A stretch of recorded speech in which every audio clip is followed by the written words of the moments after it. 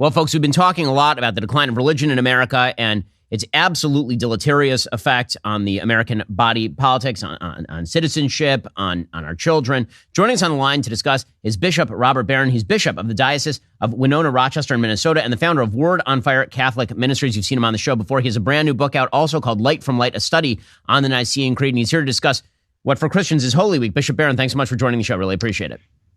Ben, good to be with you as always.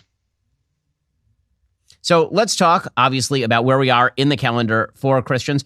We're living in a pretty dark time. It feels as though a lot of biblical values have been completely abandoned or lost. And it seems like people are confused, even in many religious circles, about what to believe. What should the big takeaways for Christians be this Holy Week? God's love is more powerful than anything that's in the world. God's love is more powerful than death itself. So the message of the Triduum, we call it, the 3 days from Holy Thursday, Good Friday, Holy Saturday, is that God has gone all the way to the limits of God-forsakenness, even into our sin, even into our rebellion, even into death itself. And in the resurrection shows that his love is greater than anything that's in the world. So it's the shalom of the risen Christ to his disciples, the great hope of all of Israel for peace in the fullest possible sense is offered by the risen Christ to his followers. And that's the message of Christianity up and down the ages, is the shalom of the Creator God, because he's more powerful than anything that's in the world. I think that's the message of Easter.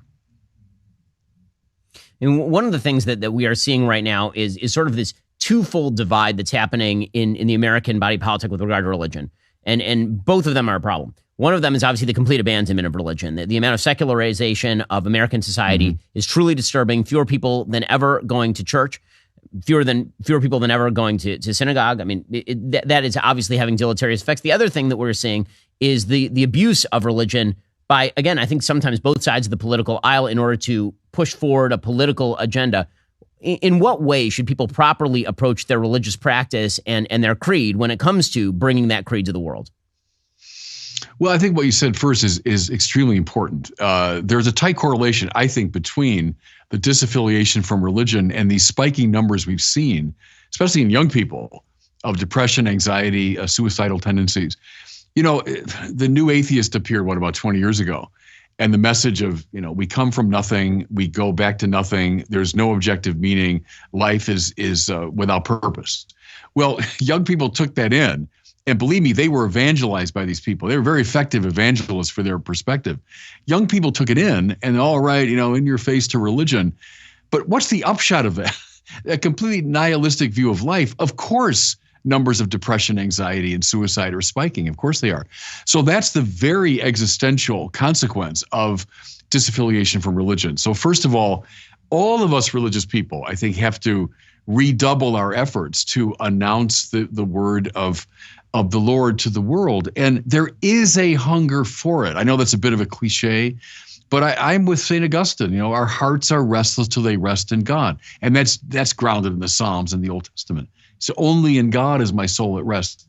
Well, we know that at some profound level. And the religions, I think to some degree, have lost confidence in ourselves. We've been pandering too much to the society. No, we've got the message of eternal life. We have the message that will lift up people's hearts and give them satisfaction at the deepest level. So we should redouble our efforts. We should have a new confidence in our proclamation. To your second point, that's been true from the beginning, isn't it? I mean, religion has been abused by bad people. They've used it precisely in the wrong way. The purpose of religion is always to bring us together, because whatever links you to God links you to that power which is here and now creating the whole world. So the closer I get to God, the closer I get to you and to everybody else. And even look at St. Francis, brother, sun, sister, moon. I mean, so a keen sense of our fellowship even with all of creation. So whenever religion is used to divide us or to foment violence or hatred, it's ipso facto at war with itself. We can't proclaim Christ as the Prince of Peace and be fomenting violence at the same time. One of the things that's really fascinating to me is there's been this attitude that's been taken up that I think is quite troublesome, that because in response to the sort of secularization of religion, the wiping out of traditional religion, that the response to that, which again, should be a confident declaration of religious principle. I, as a Jew, have not only no problem with people saying, for example, Christ is king. I think that that's a good thing for Christians to say. I want Christians to do that because I think that for American society, more people need to declare who are Christian that Christ is king and go back to church. And frankly, as a Jew, I'm flattered that you care enough about my soul that you wish me to become one of you. That's a lot better than it has been historically, where people were coming after people like me with a sword and forcing conversion or forcing death. That is all not only fine, that is wonderful for me. But what you are seeing very often is people now taking messages that I think are very good for Christians and that I would hope that Christians would promulgate. And instead, they're using that as a weapon politically against people that they don't like.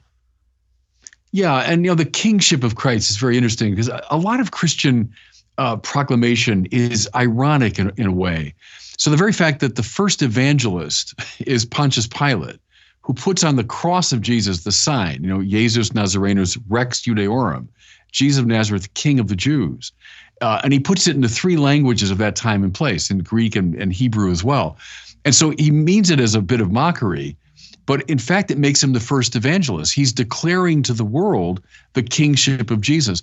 Paul takes him up on that. So St. Paul had been Rabbi Shaul and knew all the great traditions of Judaism, saw Jesus as the fulfillment of the hope of Israel, and therefore said, Jesus Kyrios in his Greek. Jesus Christ is Lord. Well, that's a way of saying Jesus Christ is King. But see, mind you, as we look at Christ, King, with the sign of Pontius Pilate over his head, he's on the cross, which means he's stripped of worldly power. He's not reigning as another Caesar, as a rival Caesar. He's a qualitatively different kind of king. Indeed, all things are meant to be brought under his aegis, including the political order. That's true. He's the Lord of all things, but he's Lord in a qualitatively different manner. He's not one more worldly king fighting against the standard worldly kings. He's this Prince of Peace, as we say, the one who offers shalom, who does indeed battle Caesar, but not with the weapons of the world. He battles Caesar with the weapons of God's forgiveness and compassion and mercy. The Jesus who shows his wounds to his disciples, look what the world did to me. That's true. We see our sin in the cross. But then shalom, peace. God's love is greater than anything that's in the world. That's his kingship.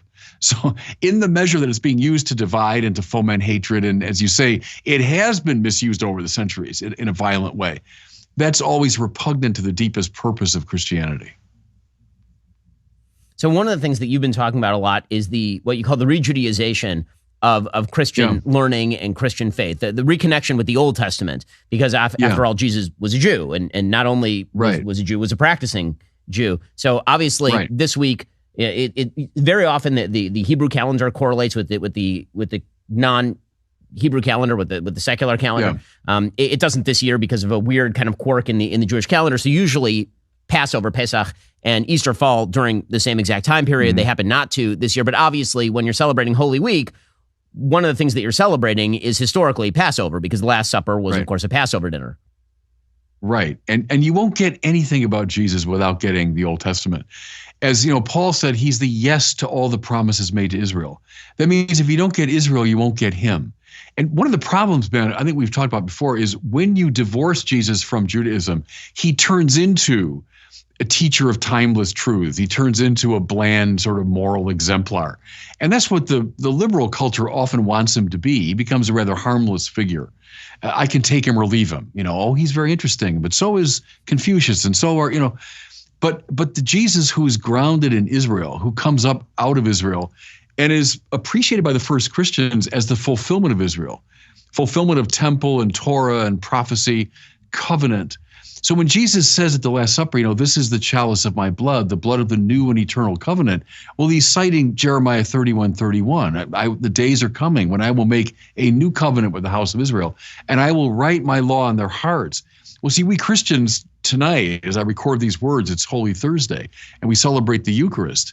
So what Jesus established that night, giving us his body and blood, and we eat his body and drink his blood, what's happening? The Torah is coming inside of us. The law is being written now in our hearts. Well, you won't get any of that unless you're averring to the Old Testament. And the readings I'm preparing for the liturgy tonight, they immerse us in that. The first reading, it's all about Passover. It's all about the temple. It's all about covenant, sacrifice, and so on. Without that, you won't get Jesus. You'll make him a bland figure. Well, that's Bishop Robert Barron. Go check out all of his work over at Word on Fire Catholic Ministries and check out his new book, Light from Light, a study on the Nicene Creed. Bishop Barron, really appreciate the time and the insight. God bless you. Thanks, Ben. Alrighty, folks, we've reached the end of the show. We'll be back here tomorrow with much more. I'm Ben Shapiro. This is The Ben Shapiro Show.